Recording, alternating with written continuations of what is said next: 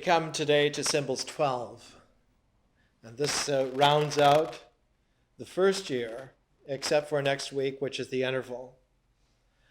Traditionally, I try to have some sort of a gathering at the end of the year, but because so many people are traveling at this time, we'll have it in mid-January, something like the third week in January, so that you'll have a chance after the lecture of the third week of January, which will be Vision 3. I'll have you all up to our house, and you can ask questions for a couple of hours and enjoy some pasta or whatever it is that we have there, roast horse, whatever it is that's cooking. And so set that aside if you will.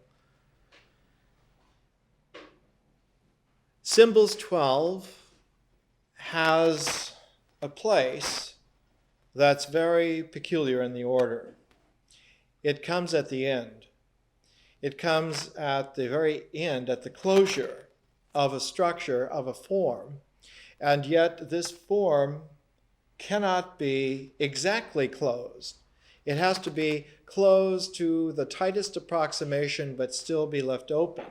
And so the first year ends with an interval rather than symbols 12. Symbols 12 rounds out the form, and next week the interval allows the form to breathe, gives it a little bit of resonance. And it's that tiny bit of resonance, that little bit of opening, that is so important for conscious form. Conscious forms must be open. If conscious forms are not open, they devolve very quickly into box canyons. And they become the formations known as ideologies and habitual mentalities. They're the source of all neuroses. They're actually psychotic forms whose resonance are neurotic frequencies.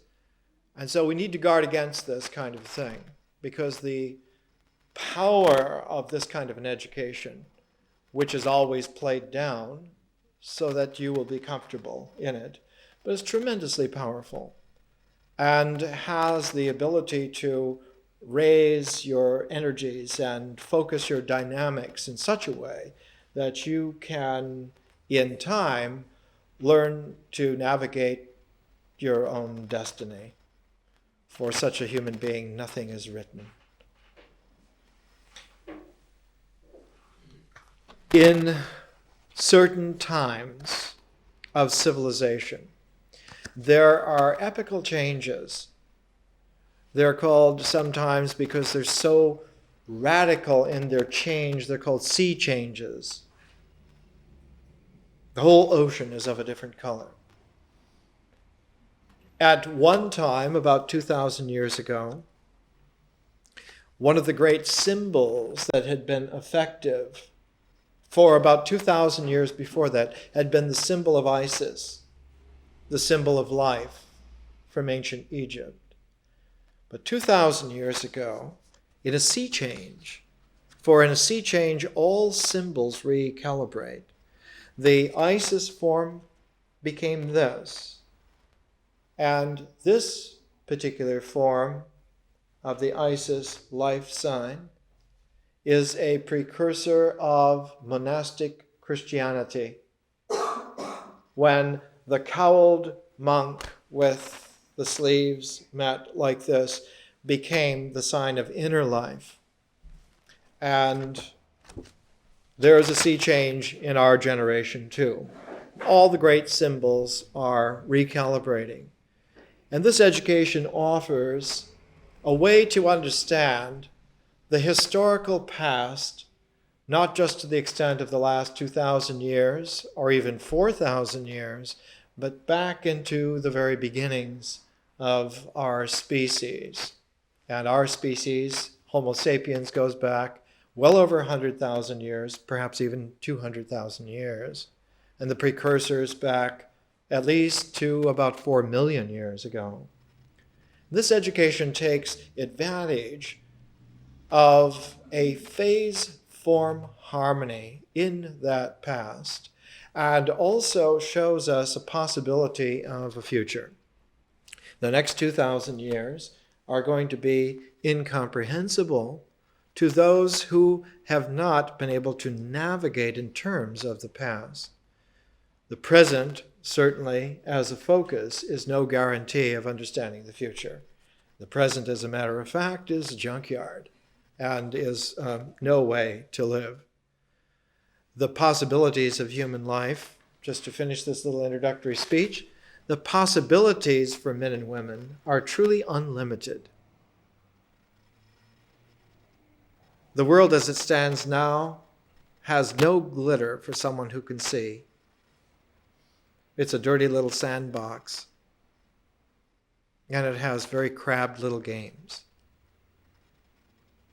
And the men and women who will step out of that sandbox into the universe will make contemporary people look like third-rate actors. Now, in this education, Symbols 12 is a point of closure of the form, but as we said, all great forms that come to some kind of a closure leave a slight crack, leave the door ajar slightly. In a Navajo rug, the weaving of a Navajo rug in the spirit tradition always left one thread that was not worked into the composition, and that one thread was allowed to trail off to the edge of the rug. And the English translation for the Dene word for that thread is spirit trail. It was a way in which one spirit could come into the rug and inhabit. I have in my collection a Biche rug, which was originally the kind of rug that was made for a horse. The Navajos, who were among the first of the North American Indians to master the horse as a part of their whole culture. The horse became a symbolic part of Plains Indian culture, and the great masters of the horse were the Navajo, the Blackfoot, and the Sioux. And in the Navajo way of riding a horse, there was not so much a saddle, but there was a blanket that was put on, a short little blanket. And this blanket about the size of a prayer rug. And in the deep wisdom tradition of the Navajo, the sacred priest quality, the Yebiche quality of transcendent people, was put into this most practical of all implements, the saddle rug that would go on to the horse. And in that, one finds on the typical Yebiche Navajo saddle rug, on their spirit prayer rug, we'll find figures, usually 3 figures. And they're abstracted human figures, gods, who have one single thread that joined them and leads off the composition. Another tradition that has this slight openness to a closed form is in Zen. In Zen, the all-time great symbol is that of the circle made with the brush, the large brush. The circle does not quite close. And if you've ever seen a great sumi painter work, will have a table, and on the table will have a series of jars of water and of inks in various concentrations, and a large crock of brushes. And in behind, there will be this screen of paper drawn taut like a drumstick, so taut and with nothing behind it that the discipline is to take a brush and dab it into an ink and turn and make the circle and bring the brush back in one seamless movement. If you stop at any part, any nanosecond, you will tear the paper. Because the force, the dynamic, the energy is so powerful that only in a seamless flow will the energy distribute itself into the form. If the energy is slightly misdistributed, it will always tear. In true karate, if you hit someone, you're not very good. The whole purpose is to come very close and not touch. It's the same in any kind of a yoga. Any powerful yoga is so powerful. The ability to command the body is so complete that when you bring the energies of life to a focus, to a center, if you do not have that resonance of compassion there to let life continue, you will choke the body off and you will die. The discipline of a yoga is so powerful that a body is brought to complete standstill. Not just heart attack, but mental goneness. You never come back. So one learns to have not a completed form exactly, but a completed form for all purposes.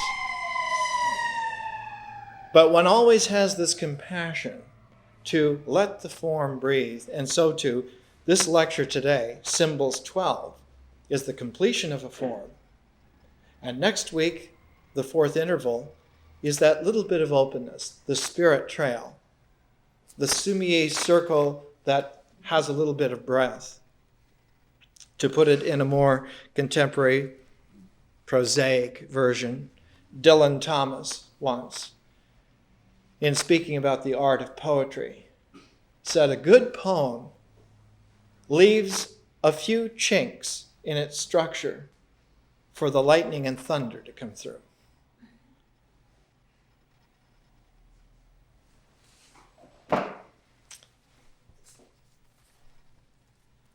We're talking here in the education about a quality of balance that in the most reoccurring way is talked about as pairs.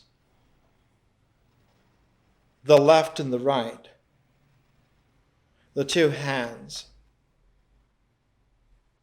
If you talk about them as polarities of yes and no, polarities on that scale, the more accurate you become, the more disjunctive they are. And it produces a wall in between the two. And it's very difficult to navigate between the two halves of a polarity, one of which is yes and the other is of no. In a time of great Soviet interrogation, the Russian poet Yevtushenko wrote a fantastic poem called The City of Yes and the City of No. Da and yet. And he writes about, in the poem, of the difficulty in his time. He was about 30 years old and he was always being banished back to Siberia. Only for Yevtushenko, he was born in Siberia, and so it was home. So they were simply banishing him and sending him home to his friends, his family. And so Yevtushenko, in his poem, writes about the absurdity of a situation where human beings are divided into lives where this polarity of the city of yes and the city of no never meet. And if you're bad in one or the other, you're shunted off, you're exiled to the other.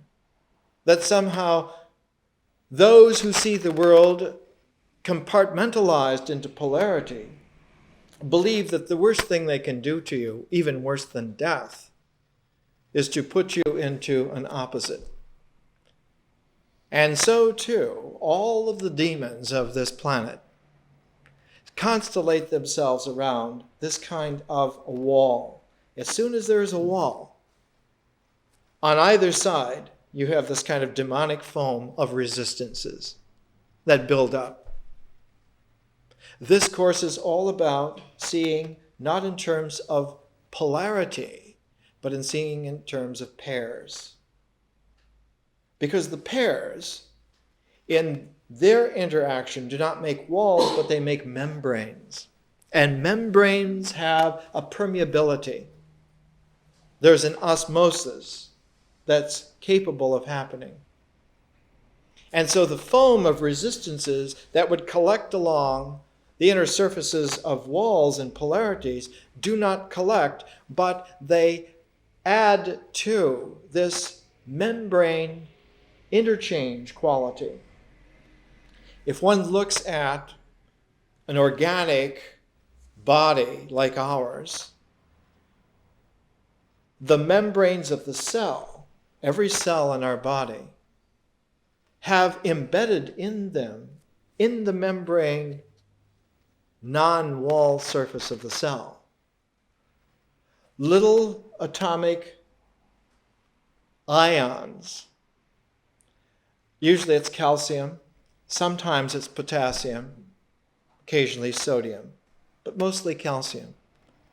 So there's a calcium atom, or many of them actually, peppered around the membrane definition of the cell.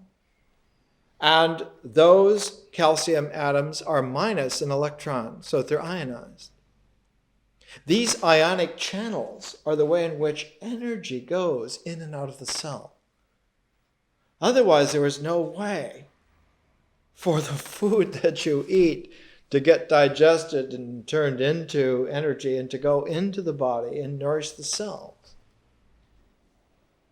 If the cell walls were not membranes, if they were indeed walls, like a walled tissue, like cartilage or muscle, that kind of cellular density, and even there you have still ionic channels, say a metal plate put into the body.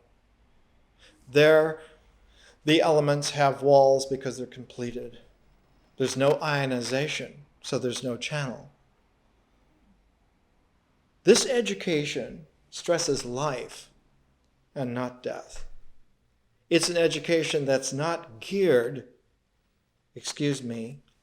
like the academic education that's offered worldwide now is a death vector.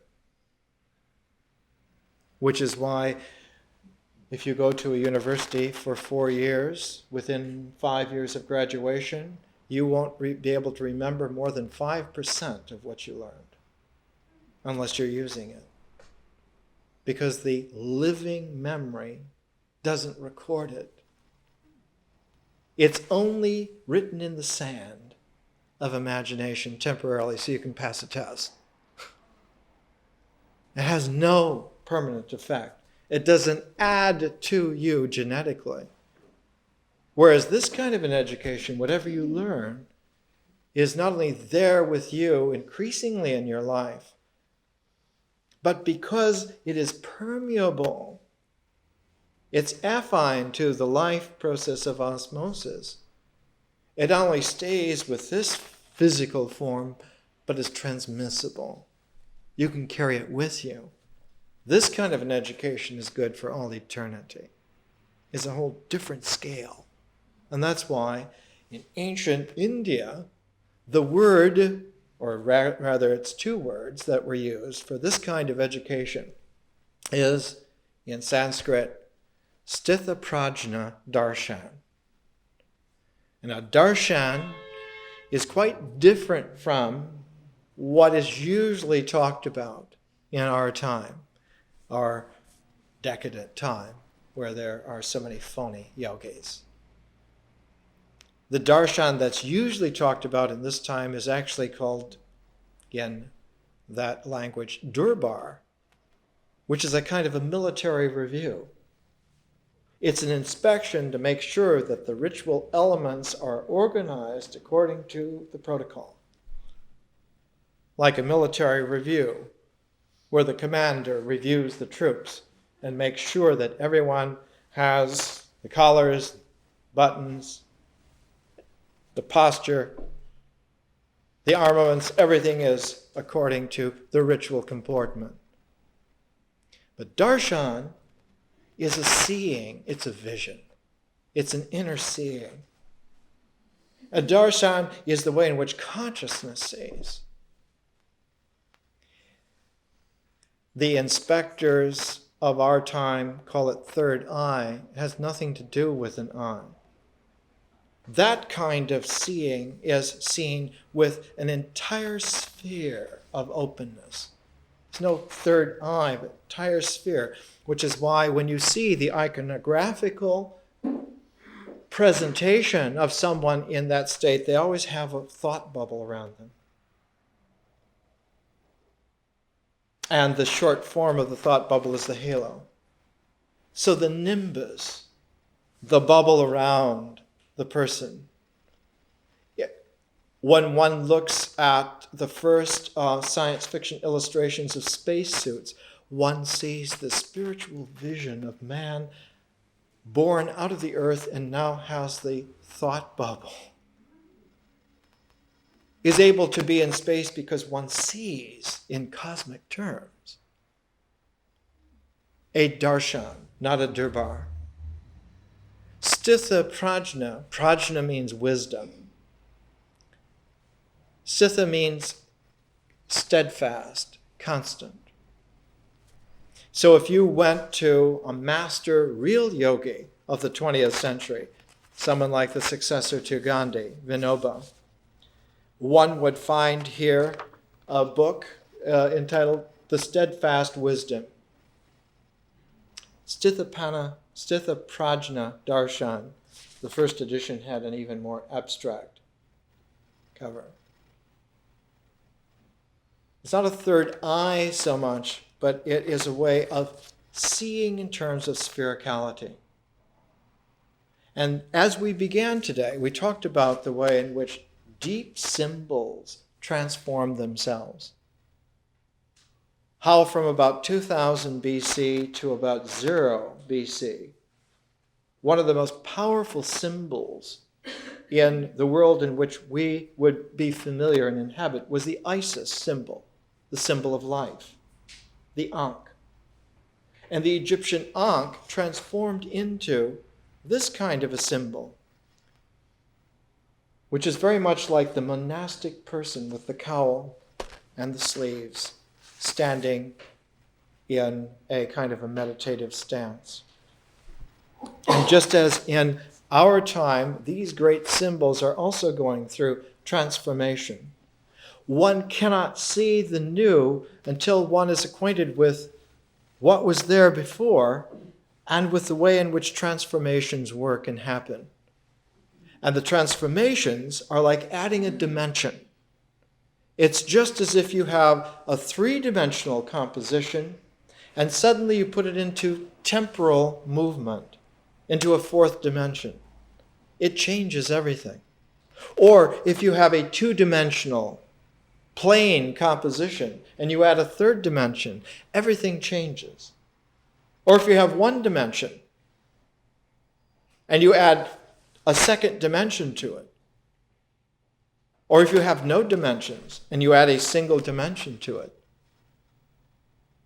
A dot in Euclidean geometry is a focus without dimension. It's a zero-dimension locus.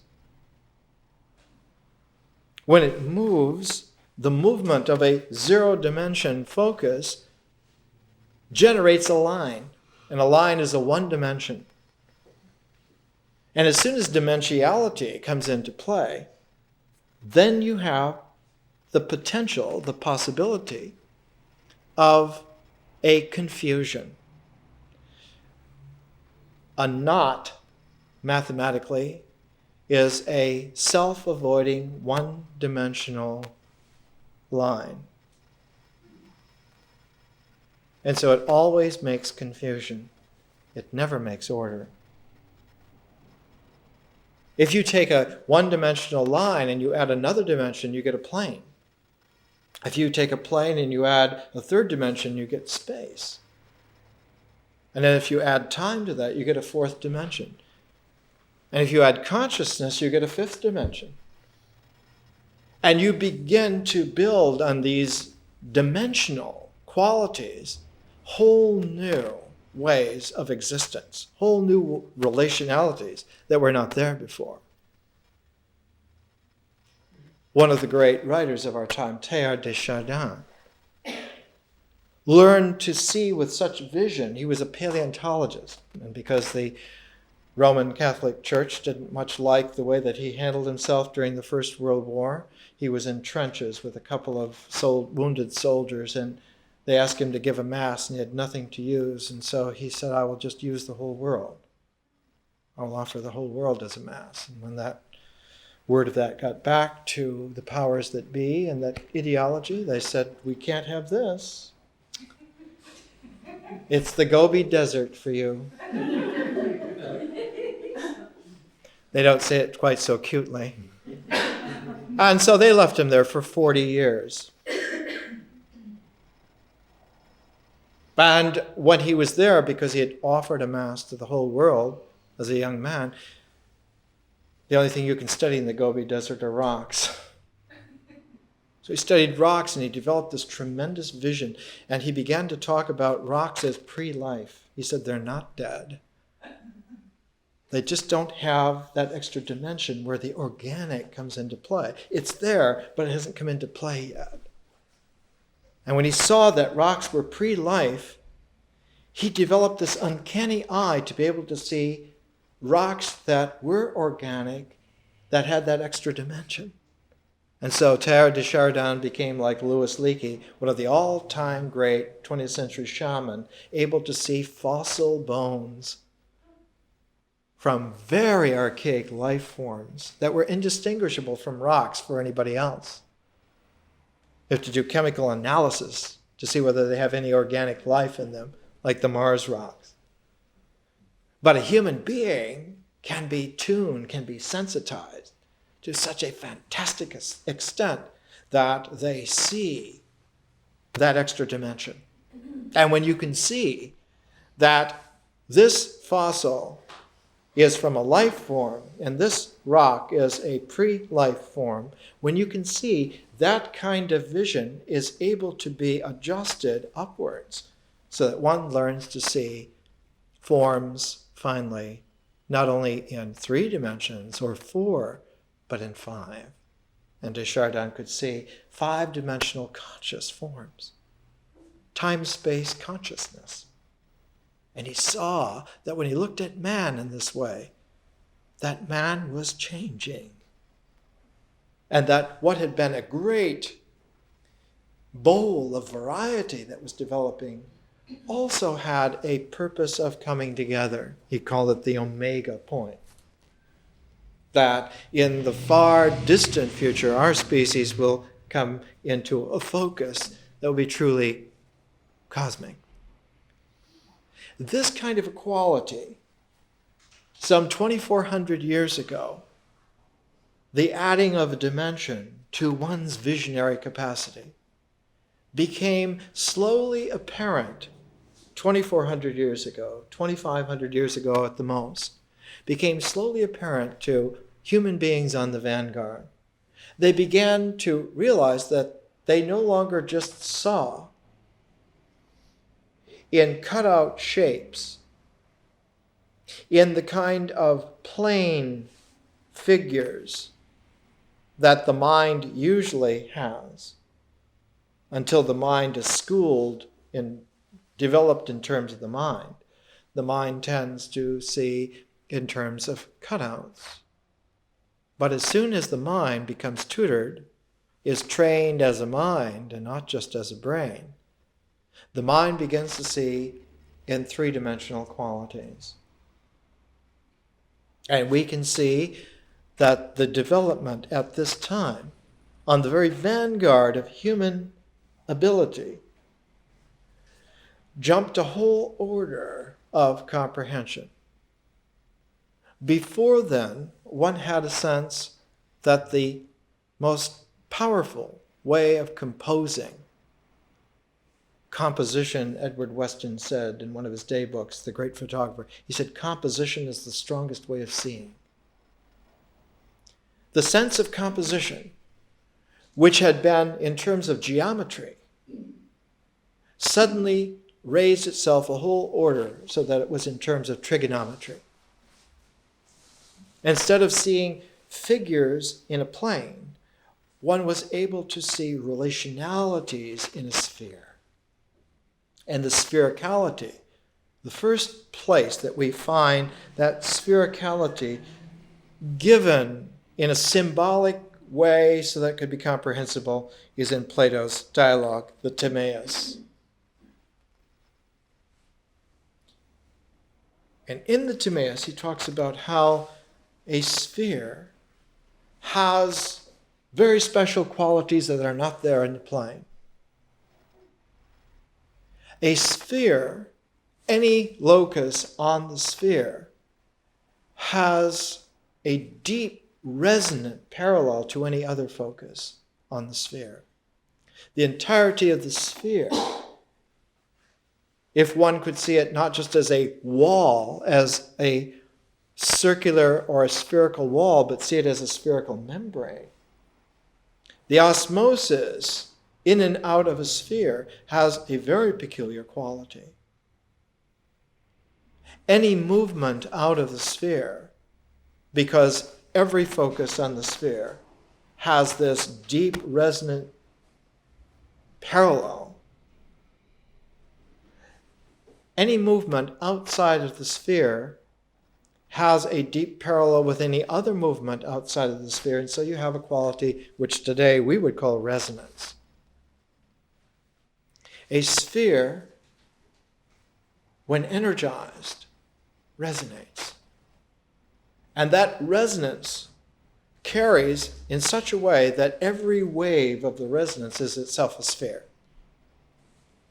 Even though you would sensitize yourself to one recording of that spherical wave, the recording of it, that instance, would also have sphericality in it. This is a very difficult thing at first to realize. It's difficult to imagine, first of all. But once one does imagine this, once one makes that kind of a standing on tiptoe and you get this, a whole new quality of possibility opens up. In the 1200s, the great teacher of that time, Robert Grosseteste, means great head. He was the teacher of Roger Bacon, the greatest genius of that time, when the University of Oxford was one of the first kinds of places like this. It was a spherical learning.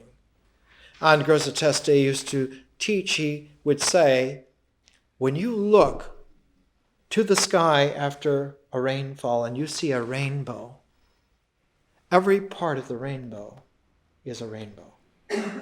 Every water droplet in that rainbow is itself has a rainbow hue.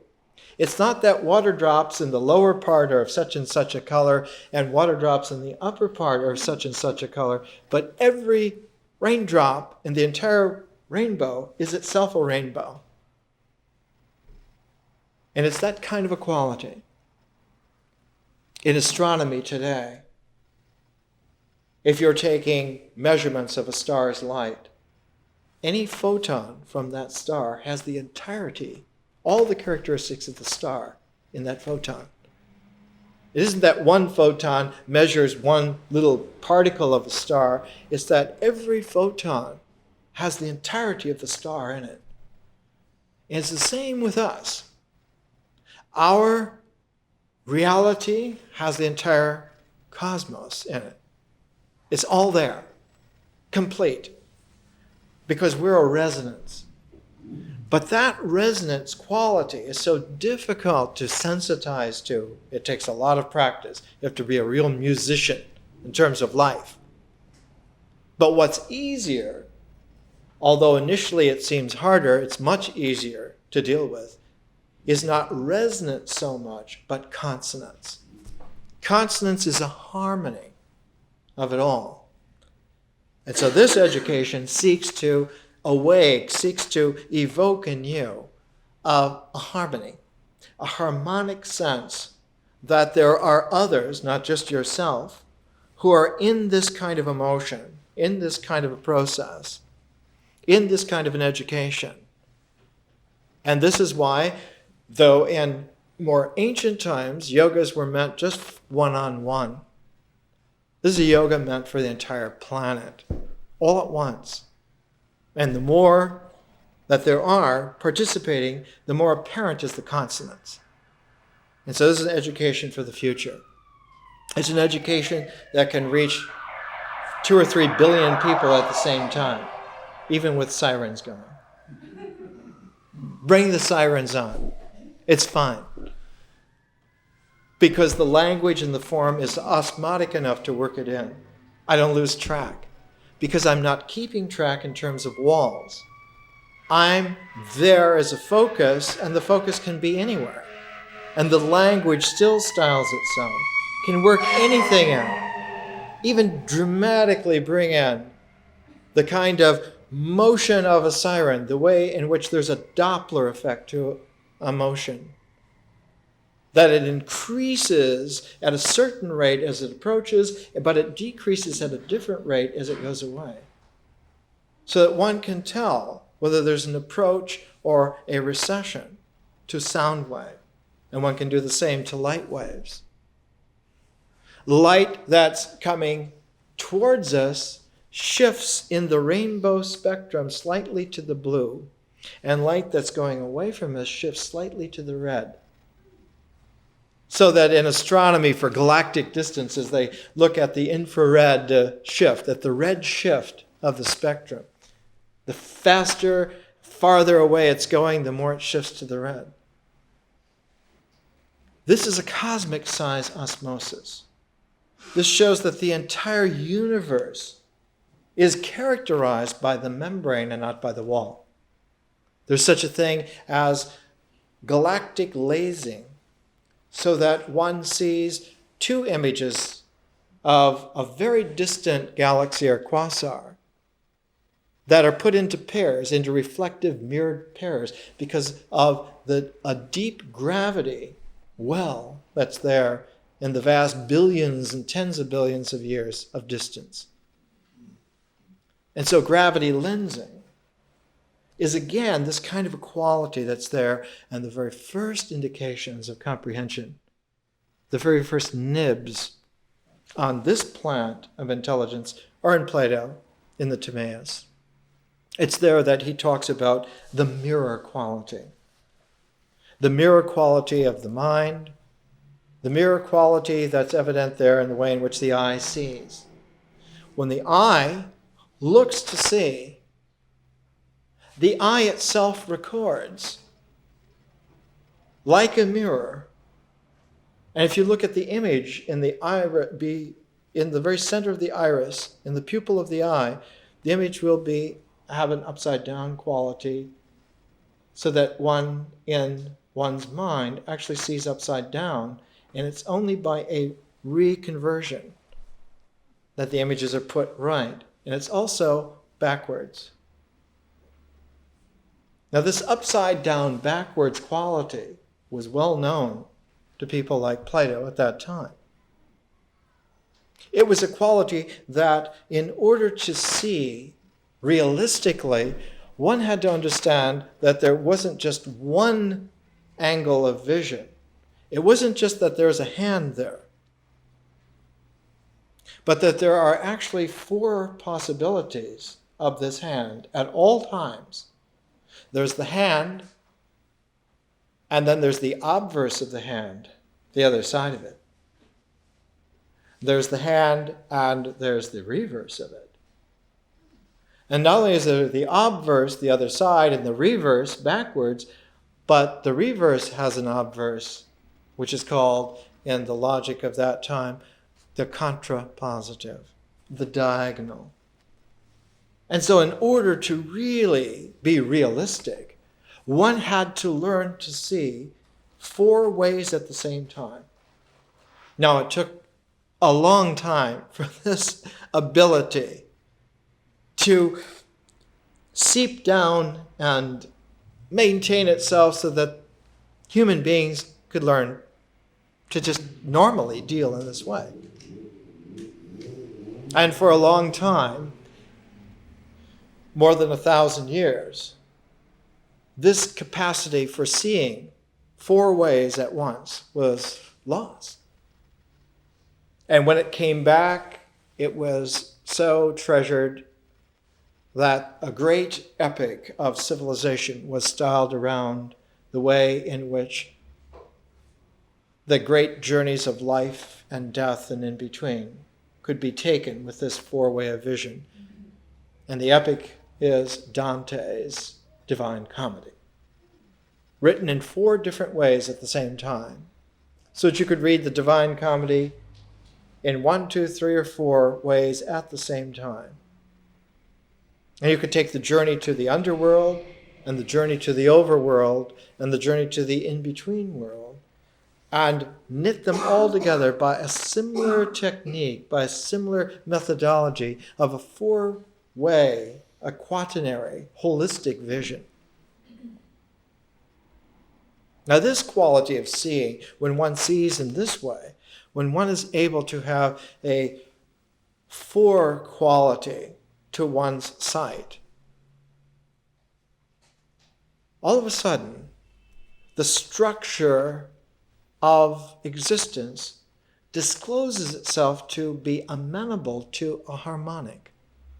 And one learns that if one's seeing 4 ways at the same time, that one sees into the very structure of existence, that it always occurs on certain junctures, certain levels, and doesn't occur in between.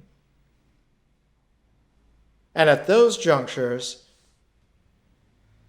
in the time of Plato, they were made into a series of spheres.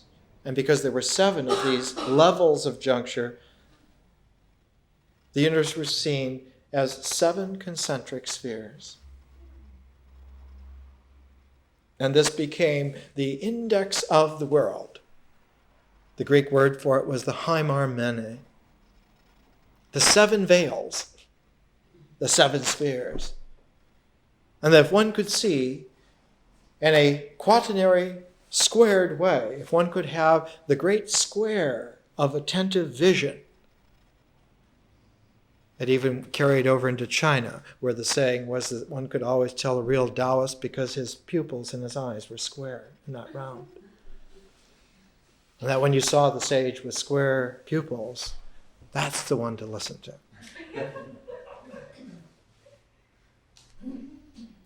If you looked at reality with the square pupil and the 7 spheres, what one saw was a composition in trigonometric harmony.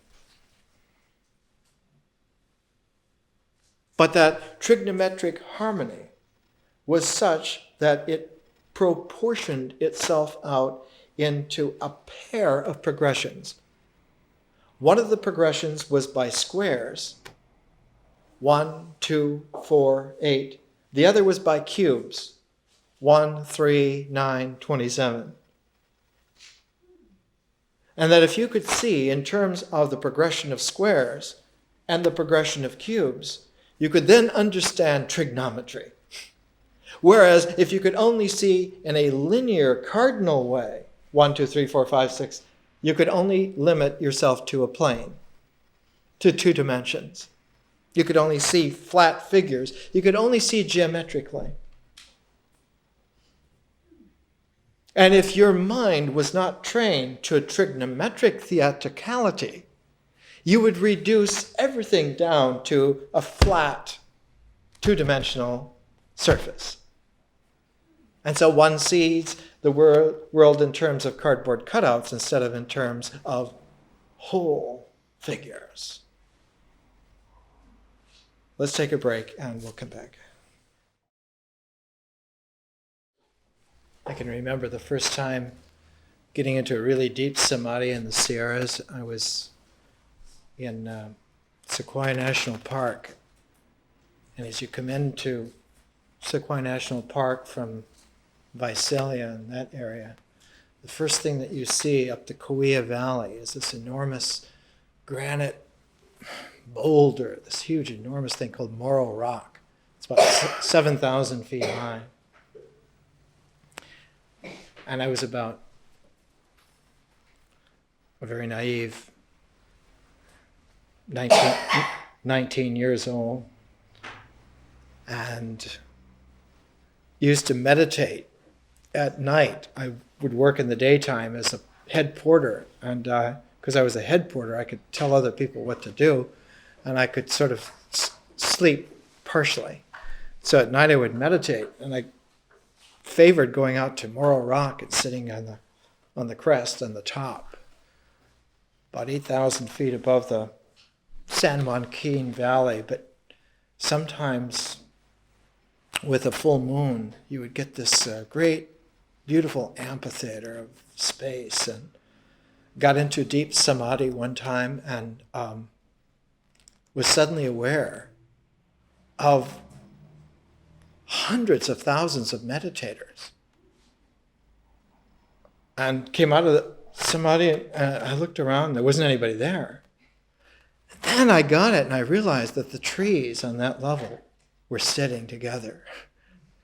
And then I started to realize that there's more to it than you thought.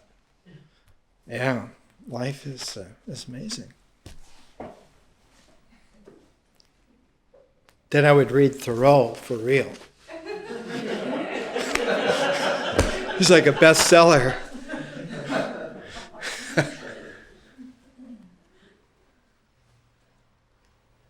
I spent 6 months straight up there, and finally I had to go down to Fresno to get a haircut. And I hadn't been out of the Sierras for 6 months, and hitched a ride with one of the garbage trucks and went down, and they let me off on a corner, and I stepped out of the truck. All of a sudden, it was this chaos, traffic and psyches and everything. And this was like 1960 in Fresno, which is nothing, right? But it was such a whirl, and I thought, how can people live here? And then I realized, well, I lived here. And that something had changed. That I'd geared down to like natural rhythm. And on natural rhythm, 1960 Fresno was insane. It was frenetic beyond words. And I thought it was very symbolic that I hitched a ride with a garbage truck to get there. So being like really conscious at that time of not getting stuck, I found the same garbage truck and went back up. I learned not to be superstitious, but to be very symmetrical.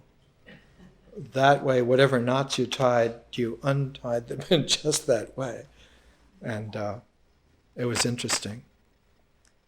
Except then that you get into this whole thing of like being cautious about impurities, and you get Essenitis. Oh, that's impure. And then I remember running across the one of the little sermons by the Buddha about how when you take your begging bowl around to get fed, whatever is put in your bowl, that's it. And one day the Buddha was going around, and this leper woman put some rice into his bowl, and her thumb fell off into the bowl. And as the sutra recounts, nothing happened to the Buddha. He ate, and as usual, when he was finished, and you washed out your bowl with sand in those days, went back to his practice of delivering teachings. The Buddha was the first, the historical Buddha, was the first to deliver intelligence in this kind of four-dimensional continuum. It had the trigonometric functions that are there in Plato's Timaeus, but in Plato's Timaeus there is a dramatic time sequence. There's the dialogue time sequence, which is actually linear. But in the Buddha, in his, especially in the really great in-depth sermons, the Digha Nikaya, or the long sermons, and the Majjhima Nikaya, or the middle-length sermons, and in those you find a lot of unfolding. We used one of the Majjhima Nikaya in ritual, if you remember, we use the Satipatthana Sutra, which is the Mindfulness Sutra, which focuses and positions one so that you free your attention from a ritual flatness. And when your attention is able to be three-dimensional and then take on a fourth dimension of time, you enter into a whole new realm of the world called mythic experience. And mythic experience has feeling intelligence. And the feeling intelligence comes because it has a four-dimensional continuum that's there. And when you interiorize a four-dimensional continuum, if your mind is not opened up, it reduces down. It registers simply as the plane of images that record on the rods and cones, through the retina, through the pupil. And it takes a knack in order to see three-dimensional and finally four-dimensional world. And you have to learn to do that. And it's very natural. Usually people do that. But they do that as children in a natural way, and then they forget. And as they become adolescent, the forgetfulness to become less dimensional than children. And then as they mature and become adults, they become even less dimensional, and they end up back at two-dimensional practicality, which they say, well, this is the world of fact. And people who see in four dimensions, well, they're just children. Or if it's someone older, they're childish. Or if it's someone that got to them, oh, they're just daydreamers. Well, is that right? Don't think so. But in order to add the dimension of consciousness, so you have a five-dimensional way of language working, that took a real special teacher. Pythagoras couldn't do it. The historical Buddha didn't do it. He said of that's an other shore, and that we have plenty of problems on this shore. But the first teacher to teach a five-dimensional continuum was Jesus. His language is five-dimensionality, really complex, amazingly full. And in a five-dimensional language, you can characterize four-dimensional reality on level of modeling.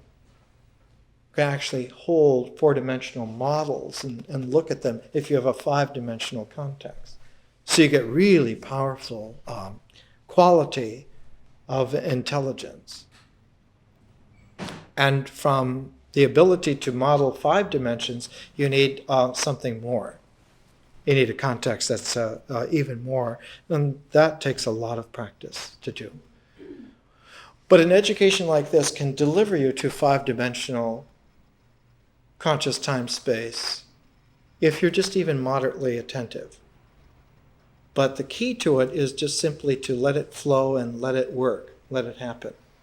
Because the language is already packed enough that if you play cassettes of this, if you take a cassette of today's lecture and you play it every day next week, you should be able to hear something different every day.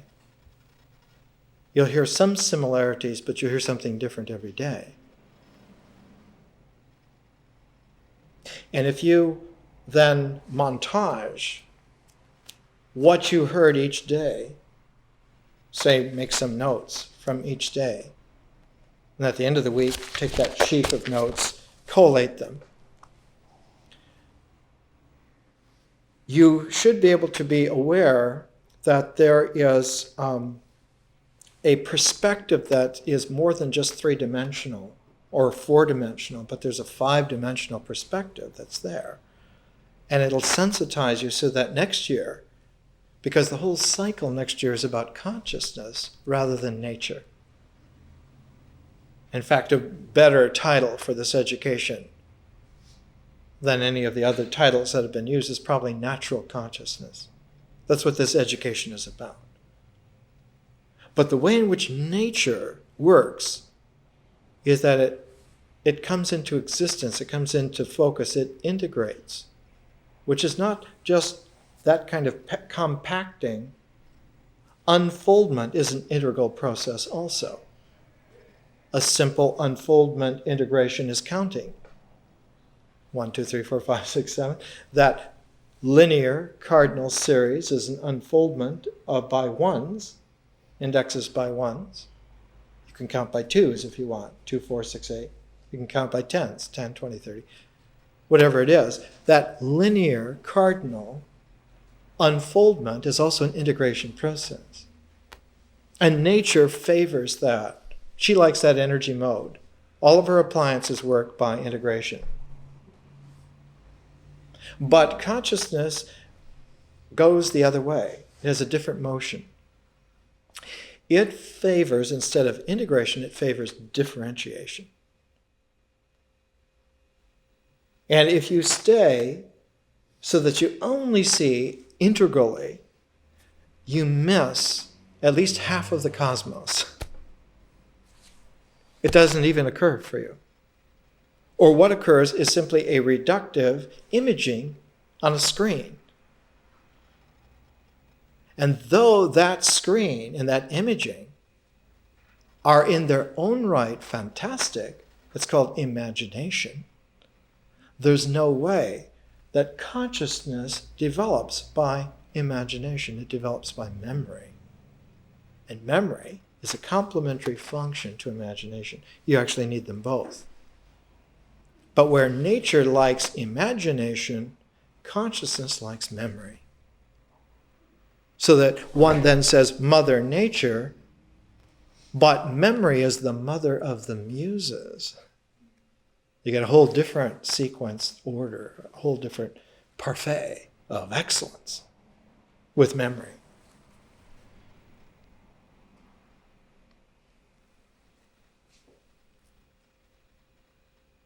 One simple way to focus for this is that there's such a thing as the ritual brain, but paired with it is the symbol mind.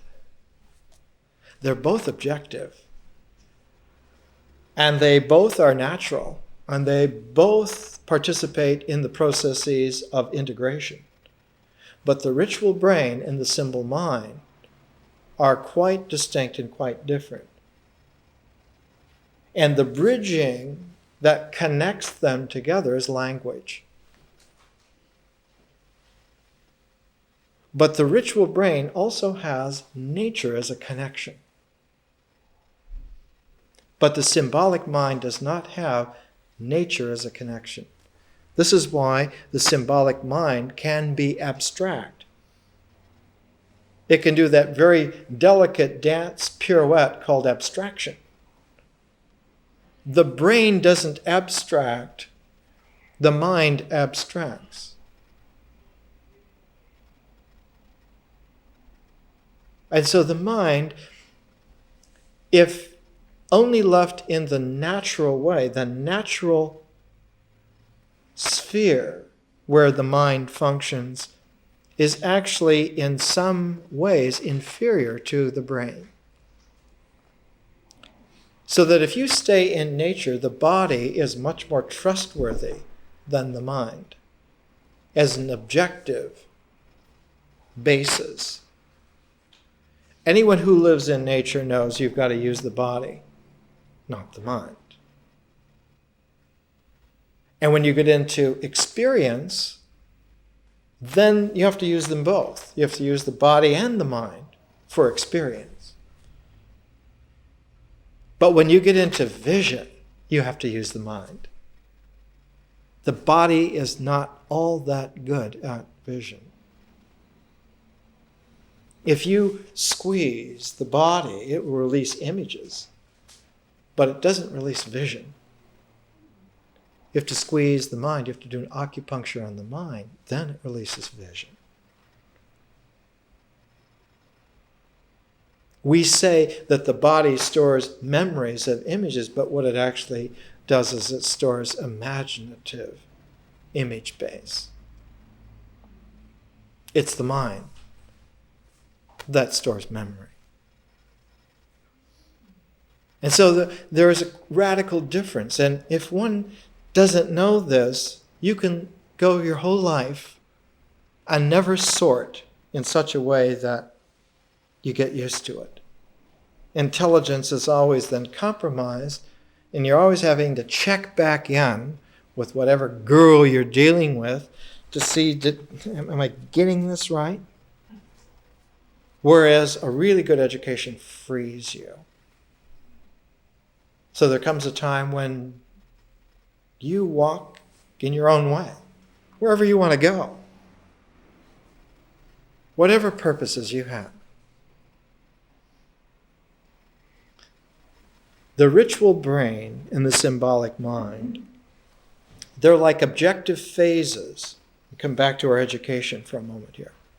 We know that ritual and symbol are phases, and in between them is a phase called language.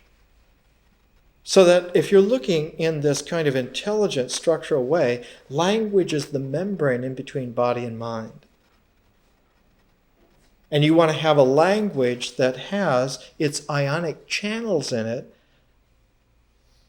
so that language, instead of being a barrier between body and mind, instead of splitting body and mind into a duality, because the language is so dense and opaque that it doesn't allow for energy exchange, you want a limber, kind of a dancer type language, which has the ability then as a membrane to allow the body and the mind to do their stuff together. And they belong together. They work very well together. There's no reason for them to be of duality. There's no reason to consider them as a polarity. But one has to have an education that helps open up this membrane quality rather than make these defining walls. And as you find out, as you do this more and more, you realize that you're surrounded. You're surrounded physically by a world that is built on walls. You're surrounded by institutions that wall off human functions. You're surrounded by a history which has compartmentalization to almost a psychotic extent. You're walled off by little episodic dramas, so that even dramatic active movement could be characterized as scenarios. There was a drama teacher one time. She was an absolute genius. Viola Spoletta. She did a whole little series. It was like a little case that had cards in it. It was 206 variants, and all these 206 took care of all the variants of dramatic action, dramatic activity. And if you mastered them, it was even deeper than Strasberg's method. But it took a hell of a memory to remember all the different ones. Is it true then that activity is limited? I mean, it seems very vast, and yet in terms of total freedom and infinite development, 206 scenarios is not very much at all. Yes, it is true. But the limitations can be strictured even more than that. The I Ching has only 64 hexagrams, and it characterizes all change. But what it characterizes is not change itself, but the world in its manifest objectivity that is subject to these changes. And it is so limited, the world is very limited on ritual level, that a ritual world can be characterized by 64 hexagrams, easily. And those 64 hexagrams are actually portions brought together. They're ratios. Each hexagram is a ratio of 2 trigrams. And there are only 8 varieties of trigram. With 8 different trigrams, one can characterize the whole world. What a limitation the ritual world has. But if you look at this in terms of a structure, as we were talking about earlier, you look at 8, and 8 is 2 cubed. 2 times 2 times 2. 64 is 4 cubed. 4 times 4 times 4. So 64 is actually 2 raised to the 4th power. And one realizes, why is there this kind of a structure? Why is it that powers, exponentials, work in this way? And that brings one back to Plato's Timaeus, because he showed that if you go by squares or by cubes, you develop progressions that characterize the limited world in the way in which existence has to happen. So that when you look at later developments, when you look at this kind of intelligence developed to, say, scale of Sir Isaac Newton, who uses the same mathematics, he can characterize gravity and all kinds of universal things, and when you look at the formulas, they're filled with squares and cubes. E equals mc squared. Why is it c squared? Because these simple exponentials characterize the ritual existence of matter. And it doesn't matter where one would be in this universe, or what universe one would be in. If there is physical matter, it falls into this kind of a distribution. If it doesn't fall into this kind of a distribution, it falls into its exact polarity, which we live in a universe of electromagnetic energy, where matter has a positive quality. There's an equal universe of contra-terrene matter, of negative matter, contra-matter, antimatter. But it also distributes itself exactly in these proportions, so that one has a peculiar kind of genius like James Clerk Maxwell, about 100 and some years ago, who worked out all of the equations for electromagnetic energy that solve either positive or negative.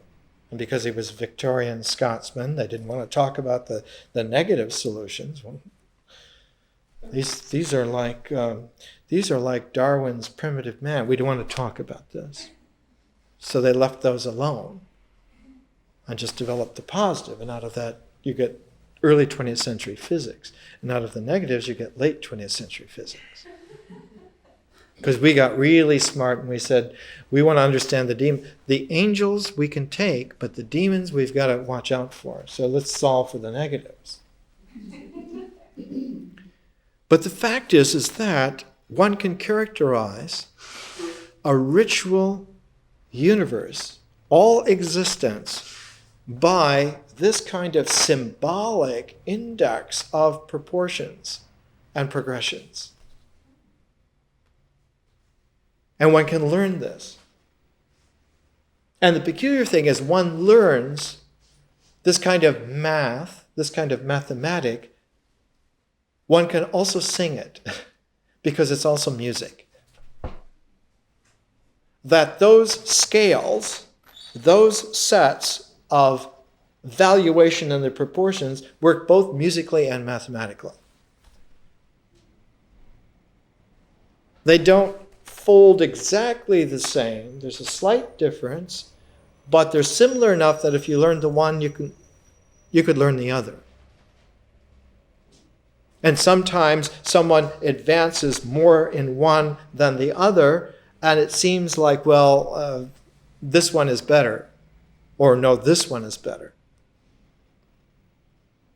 Someone like a Bach, who mastered the structure of the fugue, used mathematics and music to a degree of genius. And then along comes Mozart, and he outstrips the ability of mathematical proportions to follow what he's doing, and it takes a long time for math to catch up with Mozart's music. But finally, math catches up with Mozart's music and realizes, there's that structure is still there, but it's used in this genius sort of a way. And as soon as math catches up with music, math wants to outstrip music again. And you get Schoenberg, you get the 12th tone style. Well, at the same time, his friend Stravinsky says, I want to have music outdo math. And so Stravinsky starts to make a kind of a music that would have surprised Mozart, but still would have delighted him later on because he would have been able to hear the music. Because Stravinsky is still very musical. But then the math catches up with Stravinsky. Right away, you get things like Stockhausen. And you say, it looks like math wins after all. And then you get a music like Alan Hovhaness, who just simply floats so far above the mathematics, it'll take another century for math to catch up, which eventually it will. One will have a mysterious mathematics at the end of the 21st century that will be just almost like an art form. The point is that our education now with ritual has come to this point of integration where it could close, where one could say, we have the whole square. We filled all four sides. We see the square.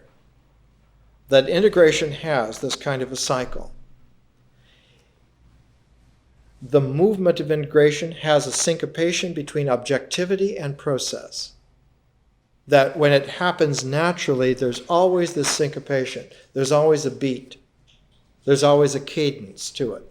Reality has a cadence to it. So that when one sees really intelligent men and women, deeply intelligent men and women, who get all of nature at once, their lives have a kind of a rhythm to them. Not a ritual, mechanical comportment, but nevertheless, an objectivity which can be noticed, and one could learn to do it that way. One could follow in that way. If one looks at an intelligent Paleolithic man and woman, like in the Blackfoot Okan, the last Okan given in the 1960s was actually filmed because they realized they weren't going to be able to put it on anymore for real. They didn't have enough of the sacred implements to do it. They had to borrow some implements to put it on. And I used to show that film in the mid-70s when I first came down. It's in Canada. The only way to get it is to guarantee that you can get this. And the Glenbow Museum in Calgary is very leery of loaning things to Americans because they have a lot of experience. The Canadian phrase is being in bed with an elephant. We know the Americans well, we wish them well, and we wish they would stay where they are. Thank you very much. But in that film of the Okan, one sees an incredible light of intelligence that's there in the ritual actions. One always supposed that the ritual dances are like primitive and like these are primitive people. But they're not primitive people. They're fantastically, vibrantly alive. Because the ritual comportment is woven into the symbolic mind. They think along with the dancing that they do. They don't think of the dance steps, but they modulate so that their mind's cadence is with the body's cadence. And when they're together like that, what you see is a resonance of charisma. There's no mistaking it whatsoever.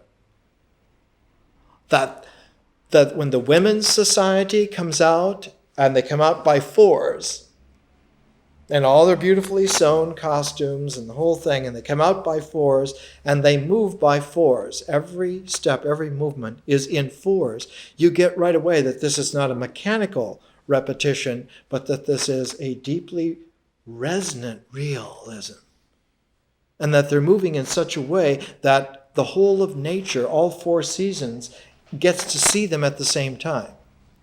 Spring is looking on for its resonance, winter for its resonance, autumn for its resonance, summer for its resonance, and all four of the seasons see the same movement because they're all spoken to at the same time.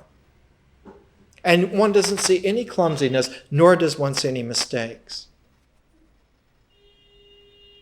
When the Horns Society comes out, the Itskinae were very fearsome because they're killers. They're men who, in Paleolithic courage, go up against the big animals. And you have to really be firm in your technique to go up against male buffalo with a bow and arrow. You have to be very certain, especially a whole herd of buffalo. Even if you're on a horse, bareback with bow and arrow. It looked easy for Kevin Costner in Dances of Wolves riding the horse and shooting the rifle because the original of that shot was done by Yakima Canutt in Raoul Walsh's The Big Trail in 1930. And he trained John Wayne, the young John Wayne, how to do that. And Costner, watching that film, got the technique. But Yakima Canutt got it because he learned it from the Indians. It's really difficult on full gallop to shoot a rifle with any kind of accuracy.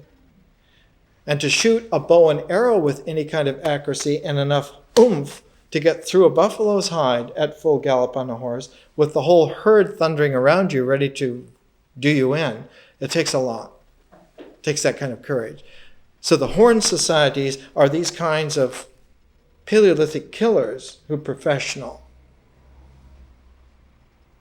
Like a Sanjuro. They wipe out a whole unit of special forces guys.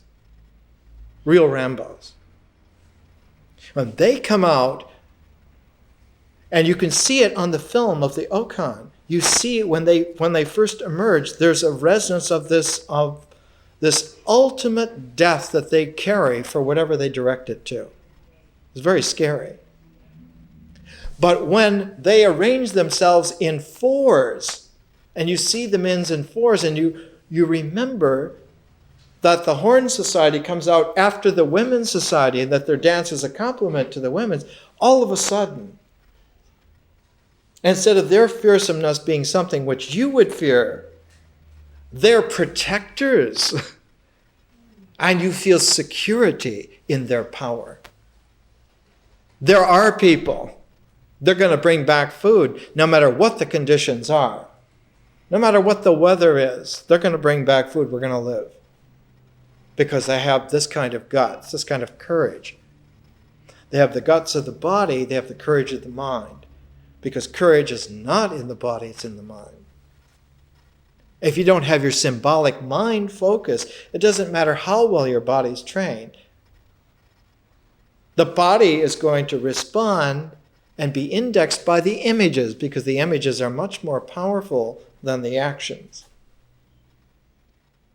And an image of terror that you haven't dealt with sufficiently before is going to crimp your body movement every time. You're going to flinch. And if you flinch big time while you're fighting the dragon, that's it. You just hope your friends send flowers. Because that's it. But with a courageous mind, the courageous mind can index those images and redistribute them so that they bring the mind and body osmotically together. And the images, instead of dividing body and mind, they anneal them together. It's the alchemical term. It means that they come together in such a way that they meld. And one has something new. And when the body and the mind meld, men and women understand that because they can do this, in this body with their mind, they can use this mind to do that with other materials.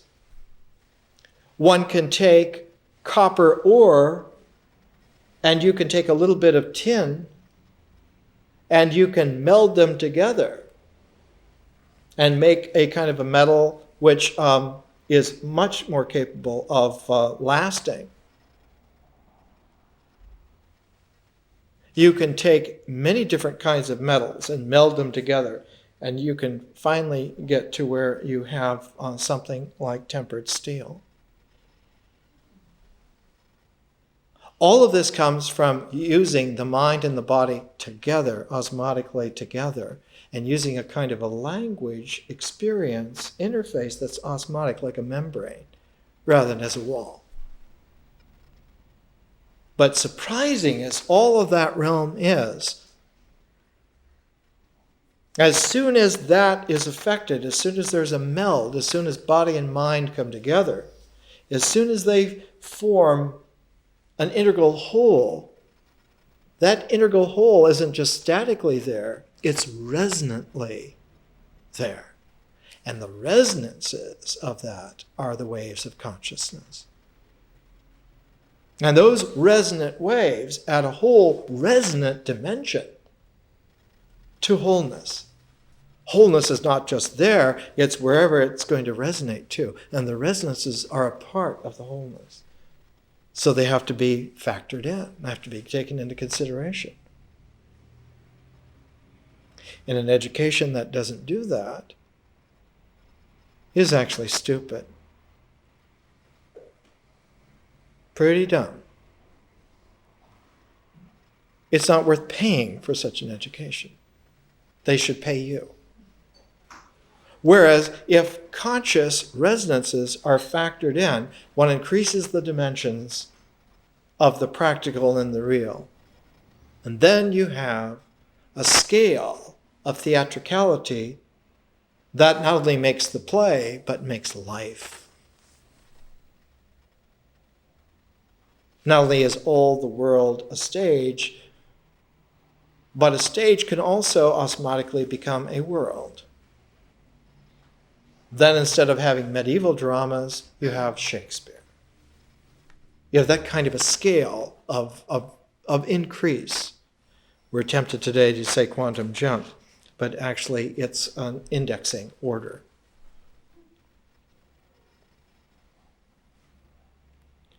In integration, there's always this fluid parallel between language and nature. The way in which words are is the way in which nature is. Nature is never statically there, and language is never fluidly just one thing. A really fluid language scintillating. And the scintillation of a living language flows in parallel with the mystery of nature. This is why sometimes when language is used right, one gets a mythic quality to it, a vivacity, a life, a living language. But when a living language transforms, it adds a resonant charisma. It adds a magic that was not there before. There is a magic language which is even more powerful than myth. Mythic language is living already. It adds life. But magic language adds a charismatic resonance to it. And we're going to see in 2 weeks when we start with Vision 1 that the way in which conscious language works is whole indexing level above symbols. A language which is so powerful that it can style a whole mind. We use a magic language, use a conscious language to evoke and bring out and stylize the integral cycle. Otherwise, we wouldn't be able to do it. A really good mythic language can't do it. A good mythic language can shape bodies, can shape existence, can shape action.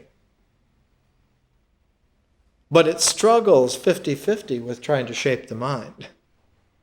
And it can't touch consciousness at all. So that even men and women who are wise on tribal level, they're very suspicious and reluctant about consciousness. Yeah, we know about it, and we're a little leery about it. That lady who's conscious, you got to watch out for her because she can do things. She not only touches the way in which the seasons are, but she touches the way in which the mind works. She can change one's mind. She can restructure mind because she has that magic language. So one has to watch out for this. That's the realm of the gods, at a celestial level. And so on tribal level, tribal tradition is always leery of transcendence because it's perilous, it's precarious. One's uncertain about it. And the function of imagination is incapable of imagining consciousness. Consciousness cannot be imagined. It's like a two-dimensional figure trying to imagine three-dimensional world. Can't be done. Or a three-dimensional world that's static trying to imagine what goes on when you add time. And it's not just a primitive thing. In the 20th century, one of the most sophisticated of all books on philosophy by a German philosopher who's become as famous as Kant or Hegel. His name is Martin Heidegger.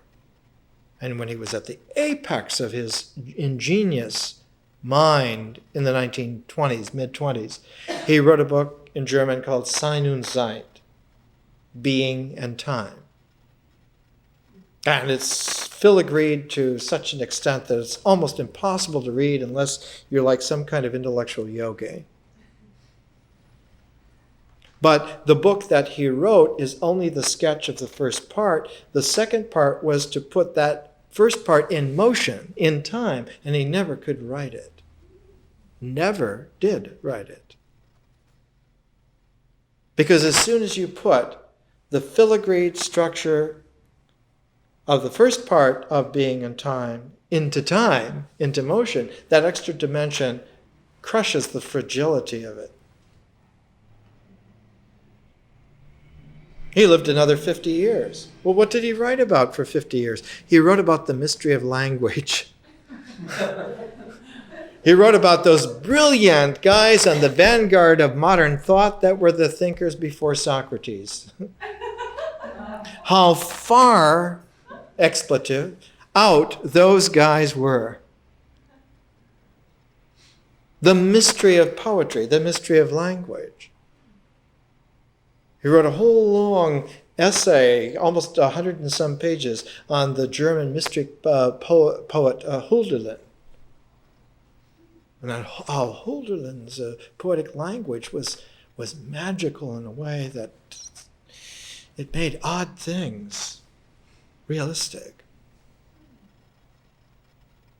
And whereas Heidegger was completely bowled over by this kind of language, Hölderlin's classmate, Hegel, was very used to that kind of poetic, magical language, the flow of consciousness. So when one reads Hegel's phenomenology of mind, he's already got a four-dimensional continuum, but what stymies him are the problems with 5 dimensions. That 5-dimensional form is very elusive, but he's aware of it. That's the real illusion. Not going from 3 dimensions to 4. That was already done by Pythagoras. That was already done by the Buddha. You don't have to stew for 50 years. Not at all. That's 18-lane highway already. And the real problems in our time are not 5-dimensional, conscious space-time.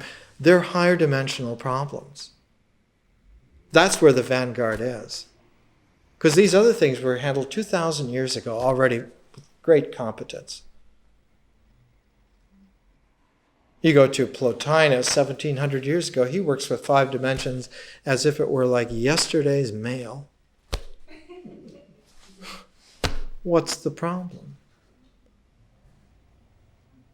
And we live in a time where the problems are 6 dimensions and more, and we're using 3-dimensional solutions to try and work with them. And of course, that's why nothing is happening at all, except just loss of traction. The only thing that's happening is that more and more, as every year goes by, more and more people have no traction on any level. There are no levels of power anywhere in the world, no special groups that can do anything. Because they're not educated. It's as simple as that. They're not current to where the problems are. And the curious thing is, in this universe, when someone gets to a certain level, the universe responds to them. And when they're able to handle certain problems, the universe makes those problems available. Mother Nature not only as a mother, but as a lover. Lover nature. In integration, nature is a mother, but in consciousness, the universe is a lover. And in order to go into consciousness, one has to learn how to love. And if you relate to a lover like mother, nothing much is going to happen. As a poet wrote in the 1960s, he said, the spirit of romance will simply put back on her skirt and go elsewhere. She's not going to fool around with you because you're boring. And part of the problem with modern man now in aggressive mode is that he's boring to the cosmos. She wants a lover, and what she gets is a bashful boy. That's not going to work. So an education like this is meant to open up not only the whole natural cycle, but also the conscious cycle, which includes art and history and science. And those realms are very interesting. They're not boring at all. They're full of charismatic 5+ dimensional realities, forms and processes that are challenging. We'll have an interval next week, and the interval will be the cloud of unknowing. And then after that, we'll go directly the following week to vision. And for vision, we're going to use a pair of texts. We always use these. We don't use them like crutches. We're not reading out of the text. We're not doing that. It's medieval. There's nothing to do with what we're doing. But we're using them like goalposts to put something there so that our purpose has a way of initially orienting, and then we're learning to run full field. Yes, vis-a-vis those goalposts, but even when the game is over, we still use those techniques because we want to be able not only to score, but to leave the stadium. Go out, because there's plenty more than just this game. So the goalpost of the pair of texts is to give us ostensible purpose, but it's not a limitation at all. The scale of this education is good for the next 1,000 years. Many star systems. So we're going to use a pair of texts next week, in 2 weeks, that are like goalposts that one of the texts is from the 1st century AD and the other text from the 15th century AD. One of the texts was the great culmination of antiquity, and the other was the rediscovery of that culmination of antiquity called the Renaissance. We're going to use the Hermetic text of the Mind Shepherd, the Poimander, written at the same time as the book of Revelation by John. And the other text is from the apex of the Renaissance, On the Dignity of Man by Pico della Mirandola. Mirandola was a capricious young man when he was in his early 20s. He made up a list of many hundreds of topics that he would debate anyone in the world on and published it. And said, you can find me in Florence. Just on the outskirts of Florence, I'm at the Via Correggi with Marsilio Ficino and Botticelli and Michelangelo and the crew. And you can come there and we will argue on any of these subjects. That's the kind of cat he was. So we'll take Pico and the Poindexter as our goalpost to begin vision. But as soon as that phase runs its 4-week course, we shift to the deep, mysterious, feminine mode of visionary memory. We go to Frances Yates and Hildegard of Bingen. Because when women get the conscious mystery of the cosmos, it registers in a different way than it does for men. For men, it registers in the symbolic mind. For women, it registers in the integral body. So that there is, again, a kind of a pair. And they have to learn to talk with each other. But if they talk only mythic talk, they don't make sense to each other. Nothing happens. But when they talk magic talk with each other, the resonances start to flow, the juices are real, and out of that comes a kind of a music that is more than just banging the drum. It's a music like you hear in Beethoven or Haydn. It has a harmonic line that can be filigreed to almost any extent, and it has a structure. After that, we'll be able to come to Shakespeare. Let's take a break, and we'll come back next week.